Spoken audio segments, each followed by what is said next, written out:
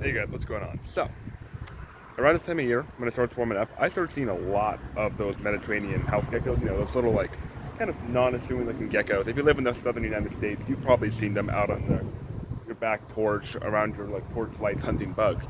And they are an invasive species. They are not native to America.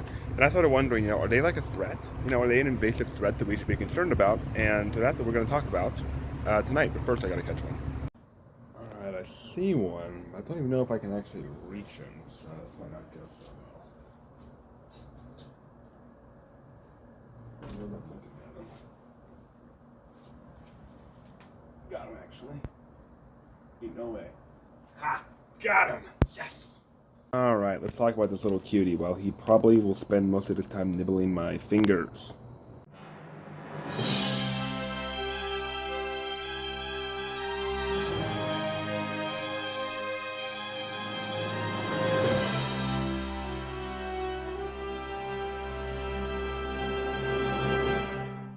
This is the Mediterranean house gecko, or I think they're also called Turkish geckos, or they got a bunch of names. Moon gecko, I think, is a name.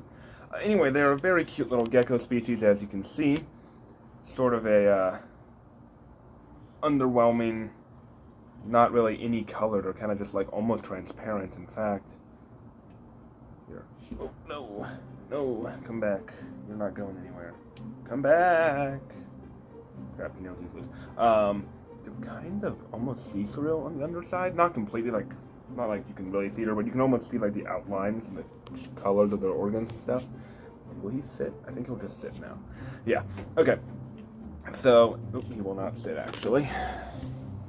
Let's see if I can get him to sit on the table. No, I cannot. So, as already mentioned, these guys are not native. They come from, you're never going to guess where the Mediterranean house gecko comes from. In fact, I'm going to give you some time to guess. Go ahead if you want and slap your guess down in the comments. There's really only one correct answer to this. Yeah, the Mediterranean. Crazy. However, in around 1915, they were first reported here in the Americas. In Key West, Florida, actually, and since then have spread pretty predominantly throughout pretty much all of the southern states and up along the East Coast. I think about as far north as like North Carolina or so.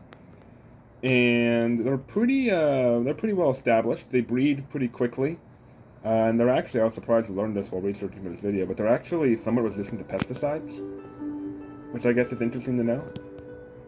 Now, a concept that I find kind of interesting about these guys when I stopped and thought about it is that they pretty much predominantly stay close to human dwellings. Like, they don't really live out in the wild too much, which makes it interesting to me for them as an invasive species, because theoretically if they're staying here around human environments, then they shouldn't be competing as much and threatening other lizard species as much. Like, if they were out in the wild, occupying like the exact same niche as, say, the green anoles or the Texas spiny lizards, I would be more concerned about them. However, they're kind of, really, if anything, is helping to serve as pest control around our houses. Now, that's not to say that they're not competing, like, at all with other lizards, native lizards, but there hasn't really been a large negative impact noted from these species. So when it comes down to it, should we be concerned as these guys? Should these guys concern us as an invasive species? I really don't think so. I think there's much more concerning invasives. Hey, no. I think there are much more concerning invasives in America right now, like fire ants or wild boar or what is it, zebra mussels? Any of those things, really. I think these guys are honestly just chill little lizards, and I think it's cool that they hang around our houses and clean up bugs for us. Anyway, I'm with Johnson. No. No, you're all on this episode. See you again soon.